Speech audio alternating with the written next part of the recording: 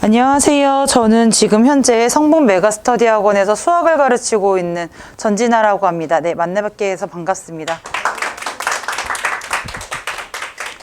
네, 우선 오늘 한성여고의 작년 기출에 대한 분석과 함께 앞으로 제가 어떻게 강의를 하고 그리고 어떠한 커리큘럼을 갖고 있는지에 대해서 간략하게 설명을 해드리겠습니다. 우선 현재 저는요, 성북 메가스터디 학원에서 1학년 친구들과 2학년 친구들을 가르치고 있고요. 그 전에는 대치 우리학원과 대치 명인학원 그리고 대찬학원에서 학생들을 가르쳤습니다. 네. 바로 이제 본론으로 들어갈 텐데요. 한성여고 같은 경우에는요, 1학년 때 공통수학 1 그리고 공통수학 2 각각 1학기, 2학기 이렇게 공부를 진행하게 되고요. 그리고 2학년에 들어가서는 1학기 때 대수 그리고 2학기 때 미적분을 배우게 됩니다. 네, 보시는 바와 같이 2학기가 되면 선택으로 기하를 선택할 수 있어요. 만약에 우리 이공계를 진학할 학생들이라면 2학년이 되었을 때 교과 부담이 조금 생길 수 있습니다. 대수, 그리고 미적분, 그리고 기하. 그래서 교과목이 세 과목으로 늘어나는데요. 2학기 때 이렇게 두 과목을 배우게 되는 거예요. 그래서 시험도 2번 치러야 된다라는 단점이 있고요.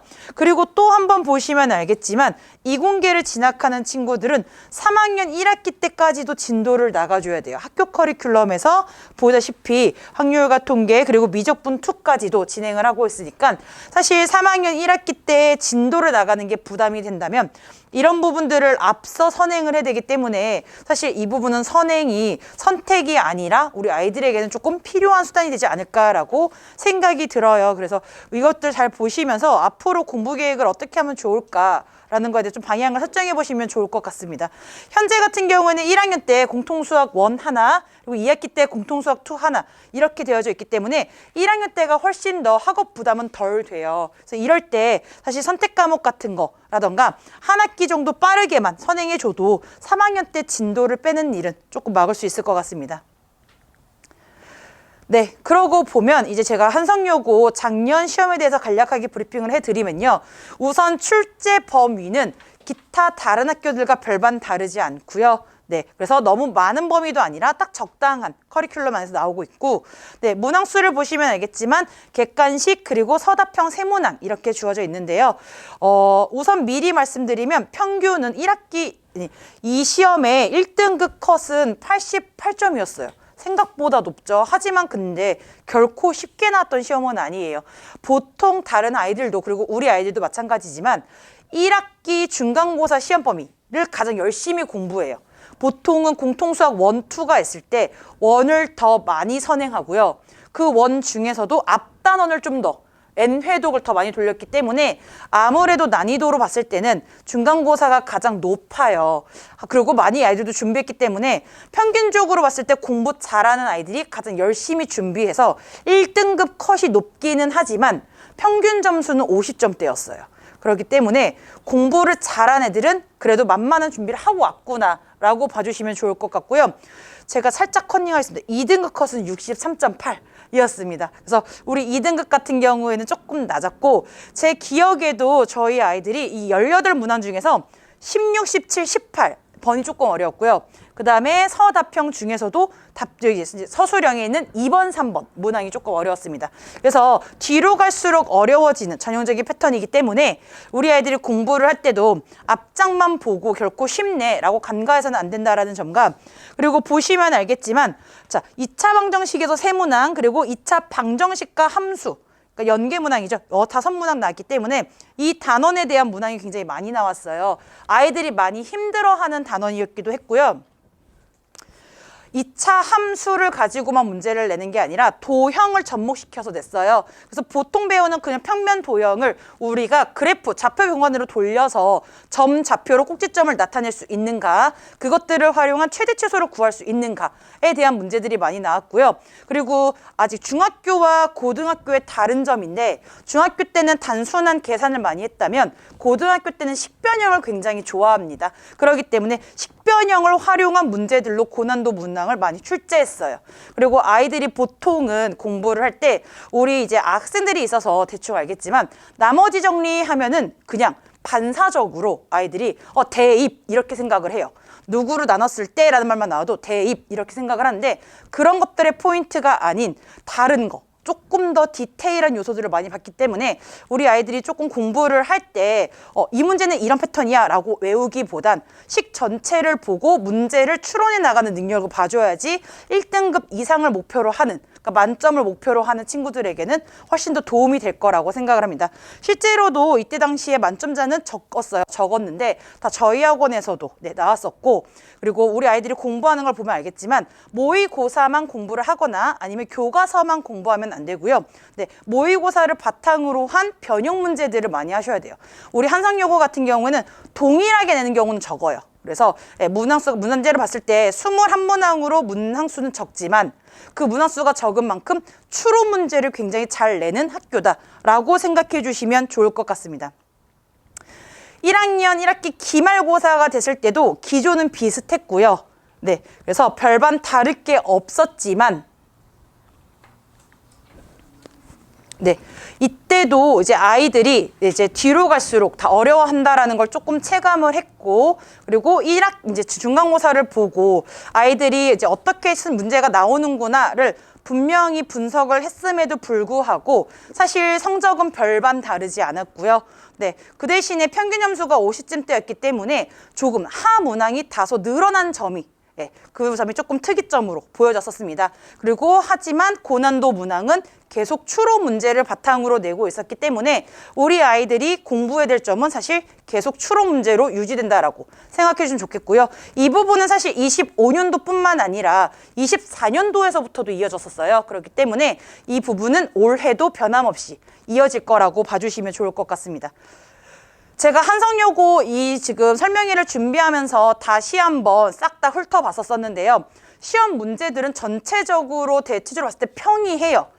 저의 입장에서 봤을 때 우리 아이들이 막힘없이 풀 수 있는 문제다라고 생각이 들고 1번부터 10번까지는 최대한 빠르게 풀었으면 좋겠다라고도 생각이 들었어요. 그래서 아이들이 긴장하지 않고 후루룩 문제를 풀고 우선 뒷받침이 될 수 있는 계산력이 강화가 됐으면, 계산력이 좀 탄탄했으면 좋겠다라는 생각이 우선 1차적으로 들었고요. 2차적인 문제는 이제 우리 아이들이 얼마만큼 고난도 문항을 접했는가 또 봐야 될 것 같아요. 아이들이 실력이 다 천차만별이고 우리 애는 조금 느려라는 그런 선입견을 갖지 마시고요. 다양한 문제를 아이들이 접해봄으로써 시야를 좀 확장해야 되는 학교구나라고 봐주시면 좋을 것 같아요. 한성여고 같은 경우에는 2학년이 됐을 때에도 2학년 시험도 결코 쉽지 않아요. 그렇기 때문에 우리가 1학년만 준비하는 게 아니라 나아가서 2학년까지도 준비하려면 학교에서 원하는 바를 정확하게 인지를 하고 준비를 해야 되는데, 지금 1년 내내 항상 고난도 문항은 해석 능력, 추론 능력, 그리고 케이스를 나누는 것. 그래서 지금 이때 때도요, 집합 문제가 출제가 되었었지만 집합 문제가 아닌 경우의 수로 변형을 해서 출제를 했었어요. 그래서 교집합이 될 수 있는 경우의 수로 해가지고 뭐 6가지, 5가지 이런 식으로 케이스를 나눠야 되는데 그것조차도 아이가 판단이 되지 않으면 이게 서술형 1번 문제였거든요. 서술형 1번에서 갈피를 못 잡고 2번, 3번으로 가지 못했다는 점과 객관시 17번, 18번도 그 당시에 아이들이 굉장히 어려워했는데 우리는 쉽게 이제 선행한 친구들은 알겠지만 원의 방정식이라든가 직선만 나와도 사실은 싫어하는데 그 원을 움직였었어야 됐어요.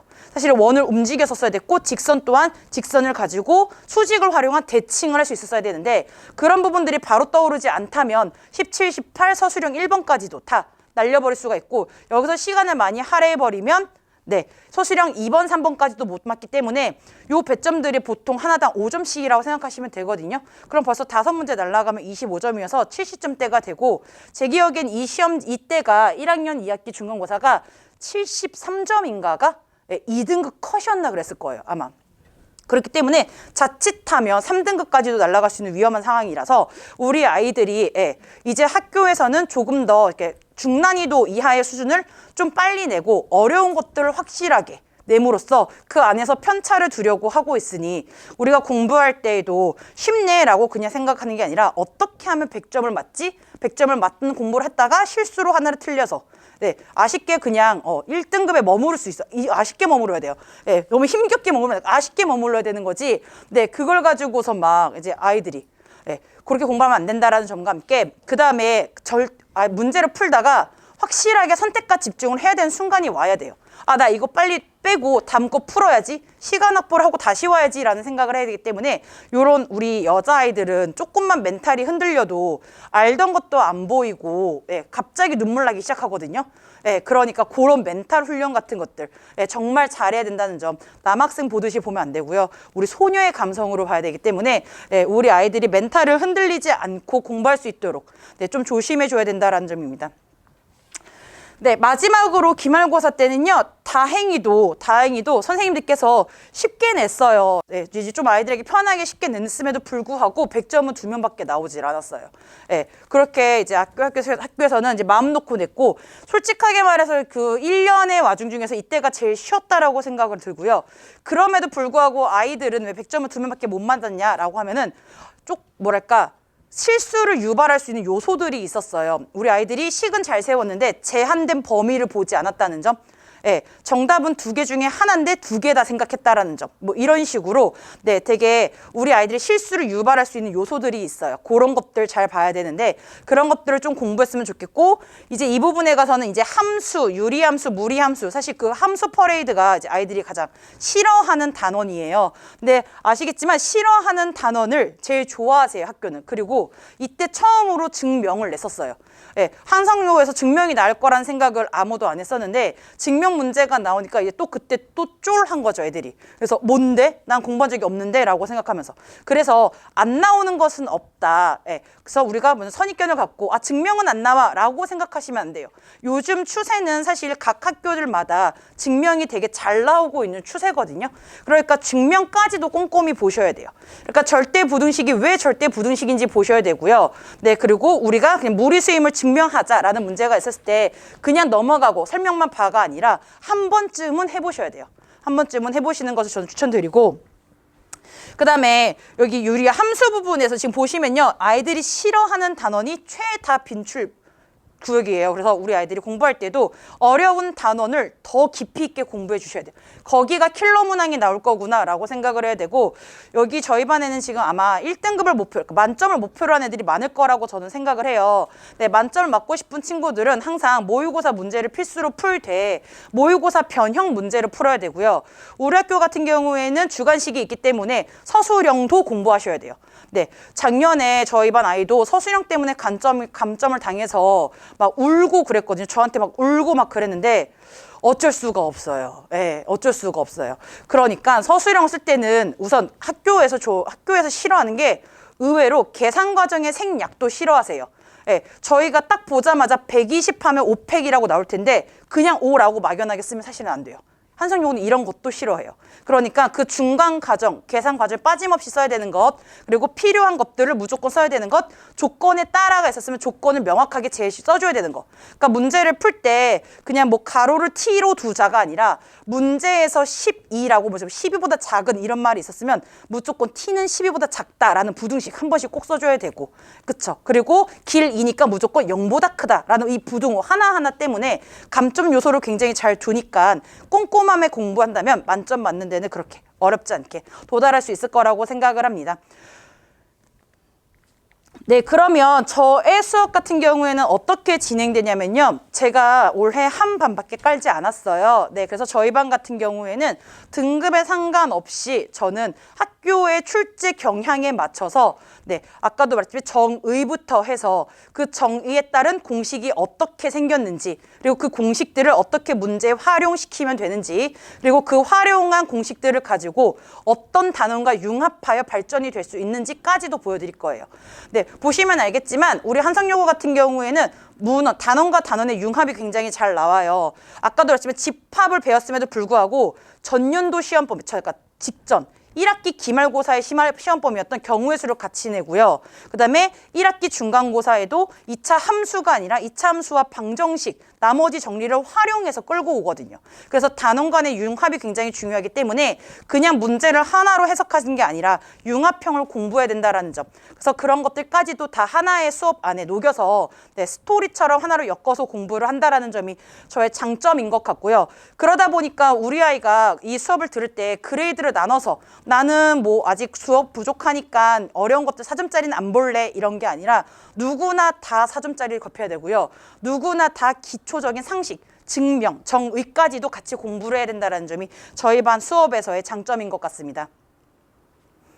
네, 그렇게 되고 나면 이제 시험대가 됐을 때 저희 아이들 같은 경우에는 학생 스타일별, 풀이별로 맞춤적으로 피드백을 줘요. 저희는 이제 공부를 할 때 제가 다 클리닉을 들어가고 조교가 들어가는 게 아니라 제가 직접 들어가서 아이들과 하나씩 문제를 어떻게 풀고 있는지 상담도 하고 문제 풀이도 보고 숙제 같은 경우에도 개별로 줍니다.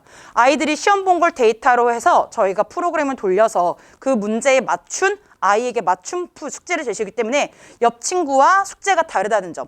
그리고 이제 마지막 시험 때가 되면 시험과 동일한 시간과 범위를 가지고선 계속 훈련을 하기 때문에 적어도 시간이 부족했어 라는 말은 안 들을 수 있게끔 아이들의 멘탈 훈련 및 그리고 시간을 활용하는 법도 같이 익히게 됩니다. 네, 그리고 저는 이제 아이들과 굉장히 돈독하고 친하게 지내는데요. 이 점은 제가 이제 학부모님들께 어필하는 게 아니라 우리 학생들에게 조금 어필하는데 제가 연령이 조금 있음에도 불구하고 저희 아이들과 굉장히 친구처럼 지내고 있는데 여기 보시면 아마 이렇게 풀을 있겠지만 다 새벽이에요. 새벽에 저한테 여기 보면 새벽 2시고요. 저한테 막 질문을 띵띵 해요. 근데 이거를 제가 이제 따로 네이버 카페라던가 밴드를 활용해서 질문을 받고 추후에 올리는 게 아니라 그냥 다이렉트로 자다가 잠깐만 이래가지고 풀어주고 그 다음에 너무 막 급하대요. 우리 여자애들 이거 여자애거든요. 모르겠대요. 그래서 제가 줌 켜가지고 바로 영상통화로 같이 풀이를 해줬던 그리고 이런 부분들 새벽이에요. 꼭 새벽에 공부하는 가끔 이런 경우가 있는데요. 학원에서는 안 물어봐요. 쉬는 시간 절대 안 물어봐요. 집에 가서. 그래가지고 제가 그런 것들 다 하나하나까지도 아이들이랑 공부를 하면서 그러다 보니까 아이들이 조금 더 저한테 편하게 생각하고 선생님이 어려우면 애들이 질문했었어야 되는데 못했어 라고 말하는데 그런 경우가 없어요. 그래서 저 어디지 막 이렇게 말할 정도로 굉장히 저한테 살갑게 질문을 잘 한다라는 점과 아까도 말씀드렸지만 저희 반 같은 경우에는 킬러 문항까지도 다 공부를 해요. 그러니까 아이의 실력은 중요하지 않아요. 어차피 올라갈 거라고 생각을 하고 문제는 아이가 선입견을 갖거나 아니면은 풀고자 하는 의지가 없어서 못 푸는 거지 어떻게 흘러가는지만 보여주면 아이들도 다 하나의 스토리이기 때문에 이해를 할 수 있거든요. 그래서 우리 아이들 중에서도 최저점이었던 친구가 올라온 것들만 뽑아서 제가 한 번씩 적어놨고요. 보시면 알겠지만 다 1등급 맞았다는 그런 소리고요. 그리고 이 부분 같은 경우에는 제가 작년의 데이터입니다. 제가 지금까지 해왔던 게 아니라 그냥 작년인데요. 작년 보면요. 제가요 15점 밑으로는 쓰지도 않았어요. 그러니까 두 문제 맞거나 원래 1등급은 에다가 쭉쭉쭉 계속 1등급이었거나 이런 거 쓰지 않았고요.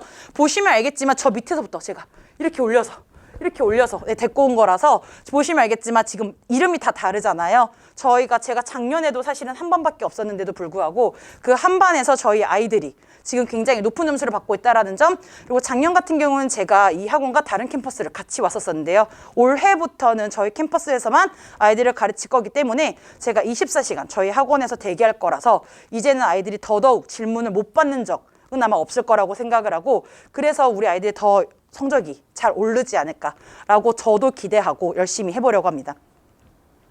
모든 수업은 자체 교재로 진행되고 있고요. 이 자체 교재에는요, 한상여고의 데이터와 함께 이 성북구에 있었던 학생들의 데이터가 있고요. 그리고 모의고사를 변형으로 한 문제들이 수록되어져 있기 때문에 어디에서도 볼 수 없는 문제들로 되어져 있고 저는 이제 이제 이투스 북이라고 해서 고쟁이를 출판하는 혹은 수학의 바이블을 출판하는 그곳에서 검토위원으로 진행했었고 그 다음에 블랙라벨을 만드는 출판사에서도 저는 검토위원으로 있었기 때문에 문항을 보고 문제를 해석하는 능력은 굉장히 저 또한 굉장히 자부심을 갖고 있어서 저의 책 또한 믿고 봐주셔도 될 것 같습니다.